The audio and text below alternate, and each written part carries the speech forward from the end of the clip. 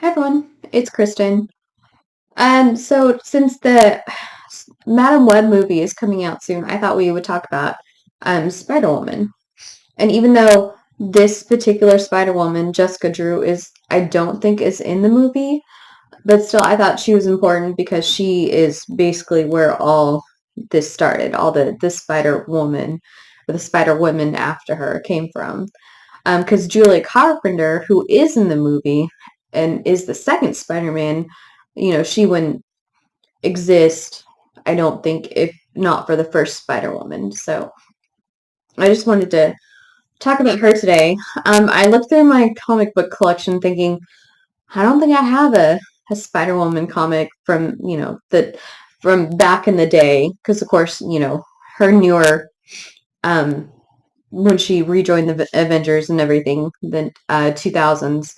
I have those, but I didn't think I had any older ones, and so I dug through my comic book collection, and of course I found this one.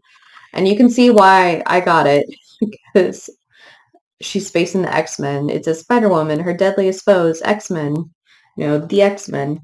And of course that's not, they're selling comic books. It's not she's actually fighting the X-Men, but they have to give you a splashy cover in order for you to pick it up. Um, anyway, so like I said, I wanted to talk about her because she is the first Spider-Woman. She had appeared in 1977 in Marvel Spotlight 32, just kind of like an offshoot, you know, issue. Didn't wasn't like a huge mainstream comic book like Thor, Avengers, X-Men, that sort of thing. So this another interesting thing about her is her origin. So her very first origin is it says that she was evolved by the high evolutionary from a spider into a woman. So she was, a product, one of his new men, where he creates these animal human hybrids, um, or these animals that have human characteristics. So, and she felt out of place because she was more human than her other Newman, her fellow Newman, because of course she definitely has a very human like appearance, where as most of the Newmen have more of an animal like appearance. Um, so she fled, and the story goes Hydra found her and brainwashed her into working for them. So that was her first origin. Her second origin said, oh, no, she was never a spider. That was just part of Hydra's brainwashing of her. And her third origin said that her dad, who was a scientist who specialized in spiders, actually injected her with a serum, an experimental spider serum, to save her life because she was dying from uranium poisoning. And where the high evolutionary fit in, he was a friend of her dad's that helped use his like genetic accelerator to help her heal faster because she wasn't healing fast enough. So the fourth origin, I'm like, I already lost my place. Fourth origin basically did away with kind of the high evolutionary period.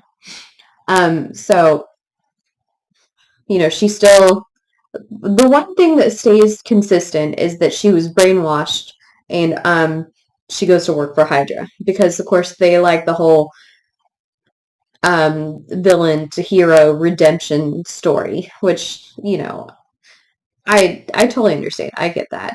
So her fourth origin, her last origin, I think was like 2006, I want to believe. Maybe around there.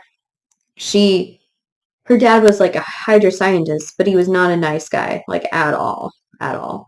Um, excuse me. Like he beat his wife. He just was a cruel man. And what happened is he exposed his his daughter while still in the womb to traits of this exotic spider. And when she was young, she exhibited powers, and then she got recruited, brainwashed into the Hydra system.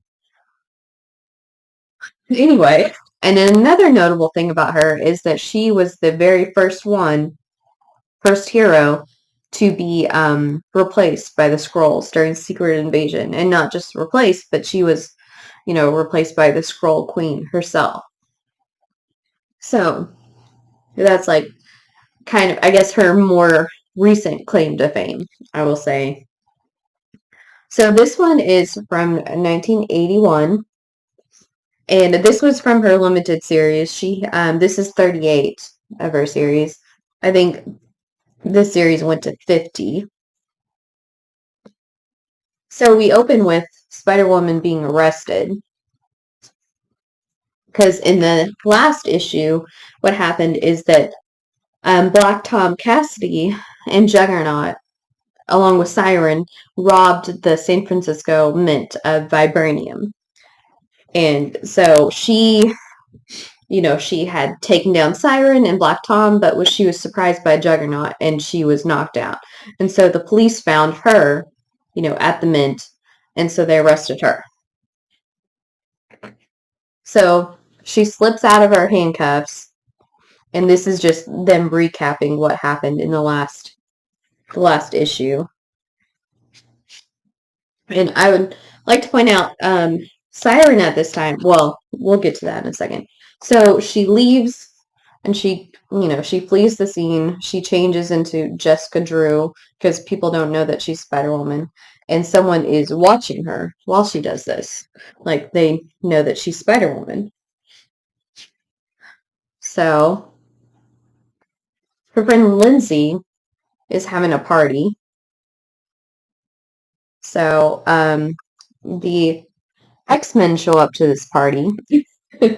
And Warren Angel says, oh, my friend Ben invited us. I hope that's okay. So you see Angel, Colossus, and Storm. I feel like Storm always got to dress like really fun and really exotic, and like she's the only one that could pull off these looks. So, and they kind of like take Jessica aside and say, we need to talk. Basically, we know you're Spider-Woman. We're in the area because we detected a new mutant signature. Have you ever heard of the X-Men? And she's like, well, no. I mean, she's like, you mean I'm a mutant? I don't think so. I mean, I wasn't alone back there. There were, Black Tom and Juggernaut and Siryn. Do you know those names? And they're like, yeah, we do. Except for Siryn, we've never heard of her. So it's interesting because Siryn, this is before she was reunited with Banshee, her father, who didn't even know she existed. Because what had happened is Banshee was on a long assignment, undercover assignment for Interpol. So his wife was pregnant and gave birth to a daughter, and he didn't even know. And Black Tom didn't know, and his wife didn't know how to contact him and let him know. So he had no idea he even had a daughter. What happens a little bit later is that his wife dies in an IRA attack, and Banshee blames Black Tom for not keeping his wife safe. Like, they get into a fight. Basically, Black Tom breaks his leg, now walks with a limp because of Banshee, so he vowed to never tell him about his daughter, as sort of a revenge for him causing this limp and having this blowout. So basically, she explains, Jessica explains what's going on, and she says, and Angel remarks that, well, Juggernaut's there. He says Juggy alone is more than a match for the entire X-Men team. If he's got partners, we'll need reinforcements. So he admits right there that Juggernaut, is a formidable opponent. And I love how they used to draw Storm with like cat eyes to make her even more exotic. I mean, like the blue eyes and the being tall and statuesque and the white hair wasn't enough. They drew her with cat eyes too. I mean, like they used to do that. They don't really do that as much anymore. I mean, I don't really see her with cat eyes, but it was just interesting to me that they had to make her even more exotic than what she already was by having her have cat eyes. So anyway, Jessica says, well, they have the vibranium. They're going to want to sell it as fast as they possibly can. And so they're going to leave the country. So I need to go after them if I'm going to clear my name. And Storm agrees. And so they use, their little mini Cerebro device that they brought with them to detect new mutants and calibrated it for Juggernaut and Black Tom's signature instead. So they find them on a ship, and they're counting on the element of surprise. And so Storm drops Colossus onto the ship. He changes into metal form and basically goes right through the entire ship. So now it's filling with water and sinking. And it's funny because he used to say, and I forgot about this too, that he used to say, by the white wolf, like Thor used to say, by, Odin's beard or something. So he used to say, by the white wolf. And he's like, I plunged all the way through the vessel. Like he didn't know that was going to happen. Anyway. So he grabs onto the anchor, and starts climbing back his way back up. And in the meantime, Juggernaut and Black Tom are like, oh my gosh, what's happening? And Siryn's like freaking out. And so Storm hits Juggernaut with a lightning bolt. Siryn thinks, oh my gosh, he's killed. They killed him. And of course he's not dead. It's really hard to kill the Juggernaut. So basically, Siryn and Spider-Woman have a rematch. And what I find really interesting about these panels is that, so, she has the same sonic scream that Banshee does, and she uses it to paralyze Spider-Woman before Spider-Woman can get her Venom Blast off and paralyze Siryn instead. What also is interesting is that Angel mentions that Siryn's powers seem to mimic Banshee's, who's a retired X-Men at this point because he was injured and so he retired. He's just like, I'm done. But and he's like, I wonder if they're connected because the costume's the same, the power's the same. So what is interesting is that there's this giant like pterodactyl that appears in front of Banshee, and apparently it's been created by it's a sonic hologram created by Siryn. I didn't know that she could do that. I mean, if I knew that, I forgot she could do that. She manipulated sound in order to create a sonic hologram, and then she took control of Banshee's mind by using vibration harmonics to manipulate the chemical balance of Angel's brain. I mean, and Spider-Woman said the hypnosis didn't affect her because it's akin to a poison seeping into your brain, and she's immune to pretty much almost all poisons. But so Siryn orders Angel to drop Spider-Woman, but she couldn't control Angel and keep Spider-Woman paralyzed at the same time. So Spider-Woman got free, and she flies up. So Juggernaut, as Colossus is coming back up, the ship's anchor, and he runs into Juggernaut. And apparently, the last time they faced each other was Uncanny X-Men 102, and Juggernaut actually won that fight. So Colossus is, itching for a rematch. And Colossus admits the stronger of us won, Juggernaut. And he's like, stronger, better, what's the difference? Like, I trashed you then, I'll trash you now. And what Colossus says is that he learned to fight with his brain and not just with his fist. So what he does is rips the floor out from underneath Juggernaut, and he plunges into the water. So, I mean, his weight weighs him down, so it'll take him a while to get back up. But, I mean, of course, Colossus knows he hasn't really beaten him, but at least, bought them time. So, Angel, on Siryn's orders, goes after Storm. And Black Tom is like, what the heck are you doing? I told Siryn to get rid of Storm, to go after Storm. Instead, she could have finished Storm with her sonic scream, but she chose to have Angel go after Storm instead.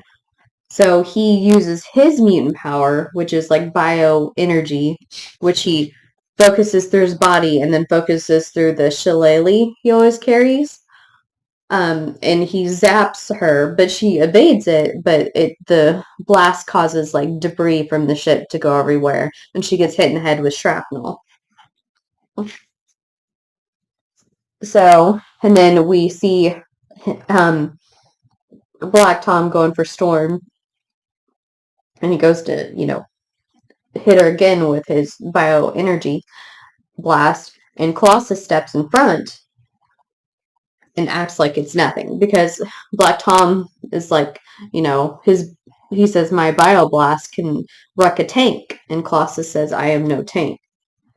So, Siryn is looking for, well, did I say that Black Tom basically took Siryn in and kind of raised her as his own? I mean, she knows that Black Tom is not her father. She calls him uncle in this comic, but I don't think I said that. But she doesn't know about her real father. So what Spider-Woman is doing is weaving Siryn, deeper and deeper into the ship. Because Siryn, though, can find her using sonar. It's another feature of her powers. And so what Spider-Woman does is set up a decoy using her costume, and then comes in behind Siryn and blasts her with her venom blast, paralyzing her. And so she ties her up and then takes her off the ship so she can, be safe, so they can deal with her later. So Spider-Woman has this idea where there's these two steel posts, and she says, tells Colossus to wrap wire around them. And what she wants to do is because she generates bioelectricity, she's going to hit one post, Storm's going to hit the other post, and if they can get Juggernaut in the middle of it, they're hoping that the impact of that, the force will, knock him out. So Colossus goes to get him in position. When Juggernaut grabs him, he changes back into human form, slips out of his grasp. Angel comes and gets him.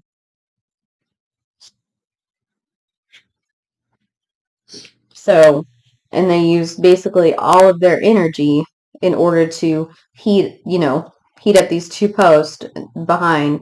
It causes this huge explosion, which they get free of just in time, but of course they can't find Juggernaut anywhere.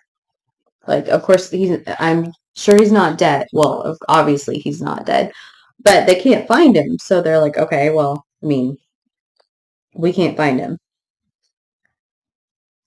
So the police are waiting for them, like on the pier next to the ship. And, Teresa's being loaded into a ambulance. And Black Tom's like, if you've hurt her.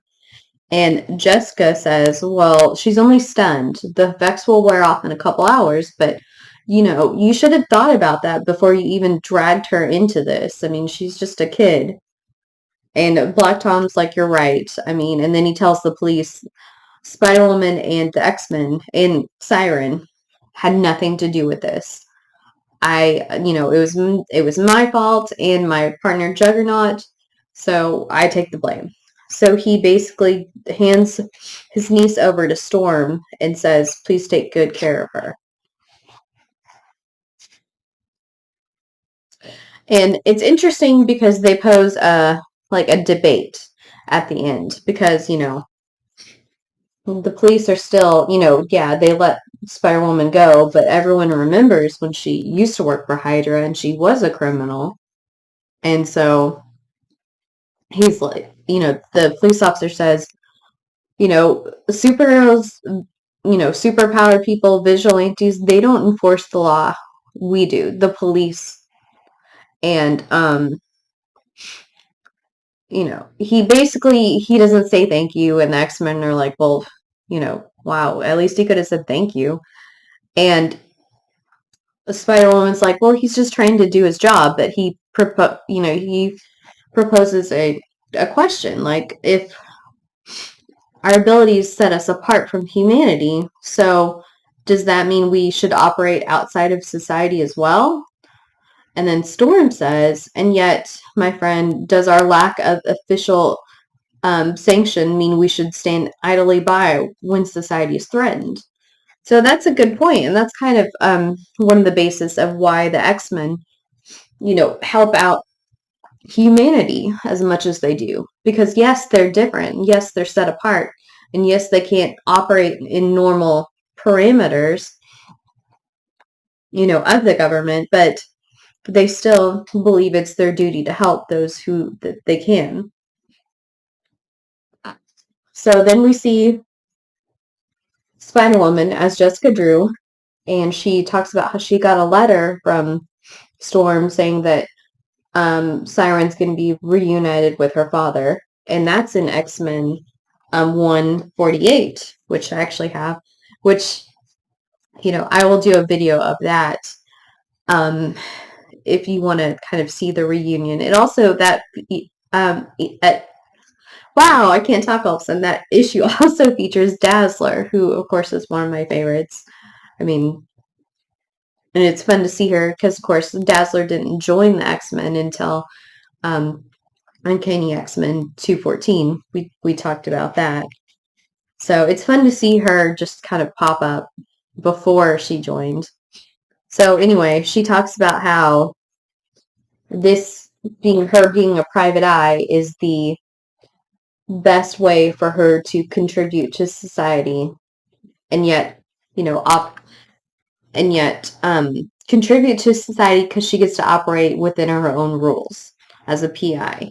So Um, so that's it for that issue. And like I said, I just wanted to kind of talk about Spider-Woman first before we talked about Julia Carpenter Spider-Woman and Madam Web because, Jessica Drew was the original.